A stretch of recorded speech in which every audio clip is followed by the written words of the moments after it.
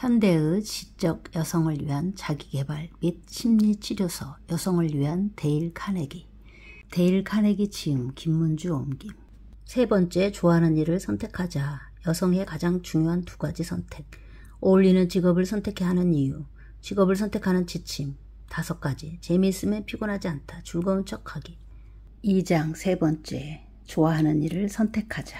여성의 가장 중요한 두 가지 선택.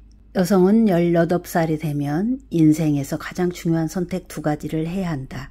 이때 어떤 결정을 내리느냐에 따라 인생의 성공과 실패가 나누어진다. 첫째, 미래에 어떤 삶을 살 것인가를 결정하는 것이다. 즉, 어떤 직업을 택할 것인가. 농부, 집배원, 수의사, 화학자, 대학 교수, 산림관리원 혹은 노점상. 둘째, 어떤 사람을 아이의 아버지로 선택할 것인가. 혹자는 이 중대한 선택이 마치 도박과 같다고 말한다. 그렇다면 어떤 선택을 해야 위험부담을 덜 수 있을까? 먼저 여건이 허락하는 한 본인이 가장 좋아하는 일을 찾자. 제대로 된 정규 교육을 받아본 적 없는 에디슨 역시 이후 미국의 공업혁명을 이끈 위인으로 거듭났다.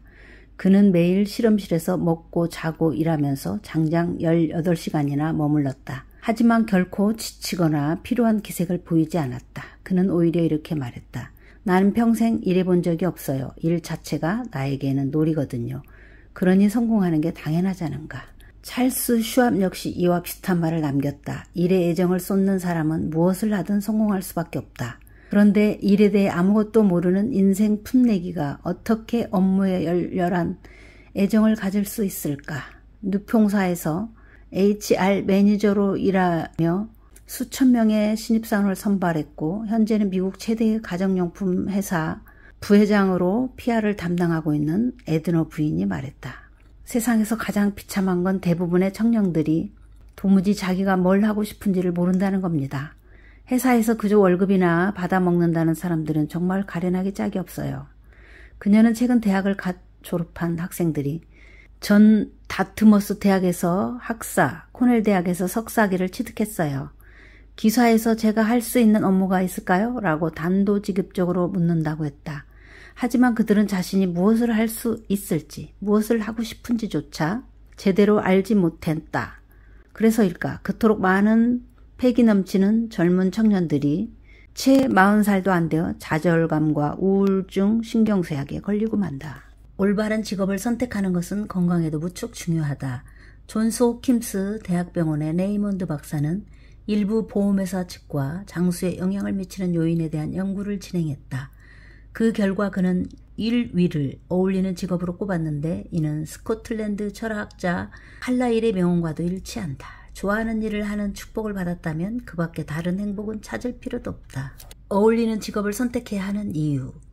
치열한 경쟁이 펼쳐지는 현대사회에서 우리는 어디로 가야 할까? 어떤 선택을 해야 할까? 요즘 새롭게 뜨는 직업 상담가에게 물어보는 것은 어떨까? 하지만 직업 상담사의 의견은 그저 참고사항일 뿐 최종 결정은 본인이 내려야 한다.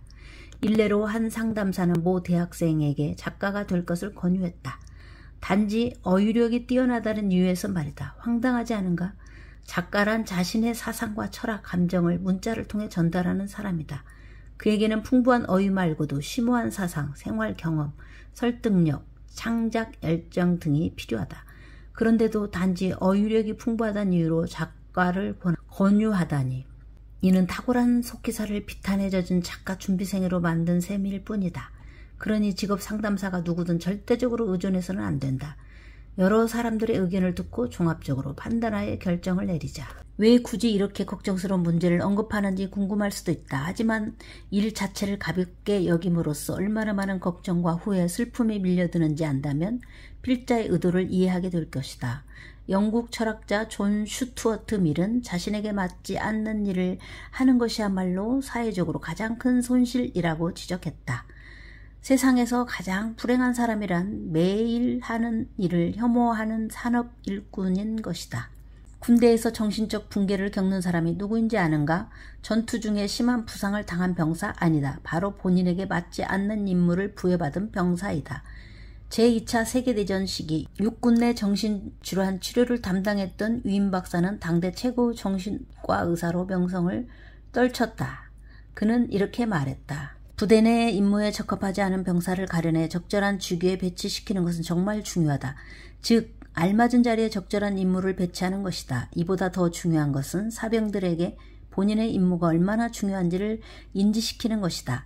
사람은 일에 흥미를 잃을 때 잘못 배치되었다. 상사의 주목과 인정을 받지 못한다. 내 재능이 썩고 있다고 느낀다. 바로 그럴 때 정신병의 씨앗이 싹트는 것이다. 누구나 자신의 일이 하찮다고 생각되면 결코 잘 해낼 수가 없다. 필 존슨의 경우도 그러했다.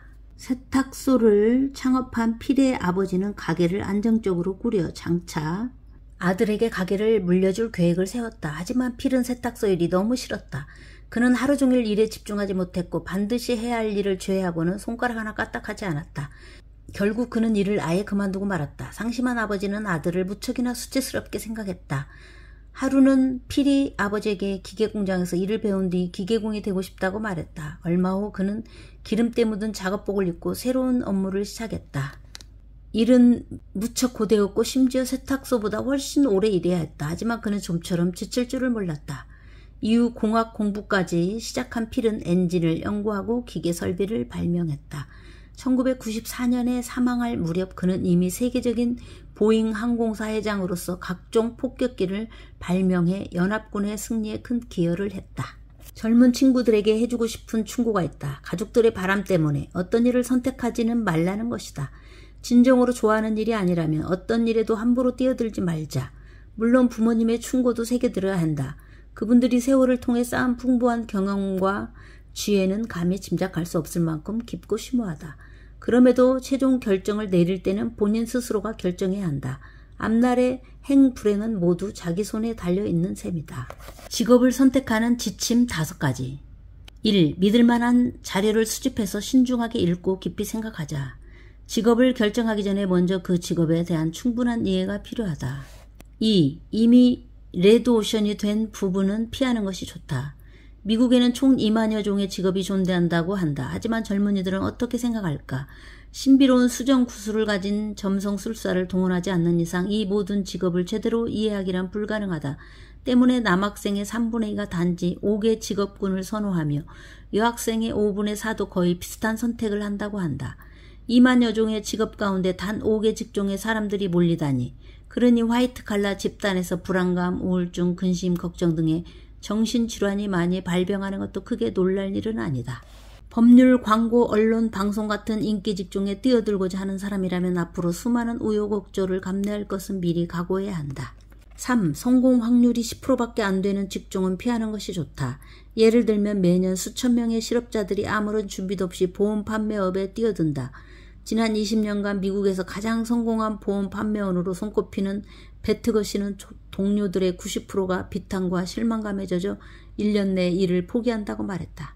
또한 10명 중에 1명이 전체 보험 판매액의 90%를 차지하며 나머지 9명이 10%를 나눠 가진다고 했다. 즉 당신이 보험 판매원이 된다면 1년 내에 일을 포기할 확률이 90%에 달한다는 뜻이다. 게다가 혹시 일을 계속하더라도 성공할 확률은 1%밖에 되지 않는다. 4. 관련된 전체 상황을 꼼꼼히 따져보자. 그 업계에서 10년, 20년 혹은 30년 이상 일했던 선배들을 찾아가 자문을 구해보자. 이 과정은 우리의 미래에 커다란 영향을 미친다. 나 역시 20대 때 선배님 2분을 찾아가 직업적 자문을 구했던 적이 있는데 당시의 만남은 내 일생의 중요한 전환점이 되었다. 그렇다면 어떻게 관련 직업인과 만날 기회를 얻을 수 있을까? 먼저 당신이 유명 건축가가 되고 싶다고 가정해보자. 만나고 싶은 건축가를 검색해보자. 전화번호부의 인명란을 찾아보면 그들의 이름과 주소를 알아낼 수 있을 것이다. 그 다음에는 전화나 편지로 면담을 청해보자. 안녕하세요. 올해 18살인 저는 선생님과 같은 건축가를 꿈꾸고 있습니다. 최종 결정을 내리기 전에 선생님의 귀중한 의견을 듣고 싶습니다. 30분이라도 내어주신다면 정말 감사하겠습니다. 제가 드리고 싶은 질문은 다음과 같습니다. 1. 다시 선택할 수 있다면 그때도 건축가가 되시겠습니까? 2. 제 상황을 꼼꼼히 고려하신 뒤 답해주세요. 제게 건축가가 될 자질이 있을까요? 3. 건축업 분야는 혹시 인력 공급이 과잉되어 있지 않나요? 4. 4년간의 건축학 과정을 수료했더라도 일자리를 찾는 게 어려울까요? 그렇다면 어떤 업무를 고려해봐야 할까요? 5. 일반적인 건축가의 경우 첫 5년간의 급여는 얼마나 됩니까? 6. 건축가가 되면 어떤 장단점이 있습니까? 7. 제가 선생님의 딸이라면 건축가가 되도록 격려해 주시겠습니까? 누구를 찾아가든 그에겐 무척 기분 좋은 일이 될 것이다. 어른은 누구나 젊은이에게 충고와 격려를 해주는 것을 좋아한다. 그러니 미처 예약 편지를 쓰지 못했다면 직접 사무실로 찾아가 보자. 직업적 조언을 해주실 수 있나요? 라고 묻는다면 그 역시 무척 감동할 것이다. 혹시 만나고 싶었던 건축가들이 바쁜 일정 탓에 도저히 짬이 나지 않는다면 다른 건축가들을 찾아가도 좋다. 5. 나는 이 일에만 어울린다라는 잘못된 생각을 버리자. 일반적인 경우 사람은 누구나 다양한 직종에서 성공 또는 실패할 수 있다. 예를 들어 내가 만약 원예, 과수재배, 농업과학기술, 의학, 광고, 세일즈, 편집, 교육, 임업 등 가운데 하나를 선택했다면 꽤 성공도 하고 즐거움도 얻었으리라 생각한다. 반면 도서관 사서, 회계, 프로그래밍, 호텔 경영, 건축, 기계 및 기타 업종을 선택했다면 너무나 싫어한 나머지 실패하고 말았으리라. 기억하자. 인생에서 가장 중요한 결정을 내릴 때는 많은 시간을 들여 심사숙고해야 한다. 실제 행동에 옮기기 전에 현 상황을 파악한다면 불필요한 시간 낭비를 줄일 수 있다. 필요하다면 돈을 지불해도 좋다. 단 30분의 투자로 엄청난 시간 낭비를 줄이고 삶의 유용한 충고를 얻을 수 있지 않은가. 재미있으면 피곤하지 않다. 회사에 다니는 앨리스는 매일 저녁 퇴근할 때마다 피곤에 쩔은 모습이었다. 실제로도 무척 피곤했던 그녀는 밥 먹을 기운조차 없었다. 어머니의 재촉에 마지못해 식탁에 앉는 순간 전화벨이 울렸다. 클럽에 가자는 남자친구에 전화했다. 갑자기 눈빛이 초롱초롱해진 앨리스는 쏜살같이 뛰어가 멋진 옷으로 갈아입고 밖으로 뛰어나갔다가 새벽 3시가 되어서야 집에 돌아왔다. 하지만 지친 기색은커녕 오히려 흥분에 잠도 이루지 못했다. 앨리스는 정말로 피곤했던 것일까? 물론 그렇다. 지루한 일상에 삶이 피곤했던 것이다. 실제로도 앨리스와 같은 사람들은 무척 많다. 누구나 알고 있듯 몸보다 정신이 더 쉽게 피로해진다. 몇 년 전 바맥 박사는 저서 심리학 파일에서 심리적 혐오감이 피로감에 영향을 미친다는 이론에 관한 실험을 소개했다. 한 학생 집단에게 지루하기 짝이 없는 검사를 실시하자 학생들은 두통과 눈의 피로감을 호소했고 심지어 화를 내기도 했다. 일부 이통을 호소하는 학생도 있었다. 그렇다면 이게 단지 상상에서 비롯된 것일까? 아니다. 실험에 따르면 사람은 실증을 느낄 때 혈압이 내려가고 산소 소비량도 줄어든다. 반면 신선한 자극에 흥미를 느낄 때는 신진대사율이 급격히 증가한다. 좋아하는 일을 할 때는 지루함을 느낄 틈이 없다. 일례로 최근 캐나다 로키 산맥에서 휴가를 보낼 때 난 낚싯대를 붙든 채 8시간이나 넘게 낑낑댔지만 전혀 피곤하지 않았다. 왜일까? 너무 신나고 재미있었기 때문이다. 힘차게 펄떡이는 송어를 6마리나 잡았을 때는 뿌듯한 성취감도 느껴졌다. 만약 낚시가 지루했다면 어땠을까? 7,000피트가 넘는 산중에서 피로감에 휩싸여 죽을 지경이었으리라. 정신노동에 종사하는 사람이 피로를 느끼는 까닭은 업무량이 많아서가 아니라 미완성한 일 때문에 스트레스를 받아서이다. 일례로 어느 날 계속해서 일이 꼬이는 바람에 업무를 제대로 할 수가 없었다. 서씨는 제때에 해답이 오지 않고 회의는 취소되고 사사건건 되는 게 없었다. 결국 피곤에 쩔은 채 집에 돌아오자 머리가 깨질 듯이 아파왔다. 하지만 이튿날은 달랐다. 기존보다 4배나 많은 업무량을 소화했음에도 맑은 정신으로 퇴근했던 것이다. 아마 당신도 이런 경험이 있을 것이다. 일 자체가 피로감을 주는 것은 아니다. 좌절감, 우울증, 불평, 불만 등이 사람을 피곤하게 만드는 것이다. 뮤지컬을 보러 갔는데 극중 주인공은 다소 철학적인 어투로 이렇게 말했다. 좋아하는 일을 할 수 있는 것만도 행운이야.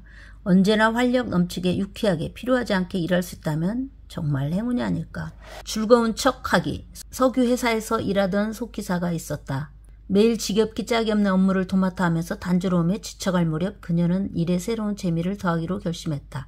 매일 자신과 경쟁하기로 한 것이다. 매일 오전 그녀는 작성해야 할 보고서 양을 정해놓고 오후까지 그 기록을 깨기 위해 고군분투했다. 그리고 이튿날에는 목표량을 더 올려잡았다.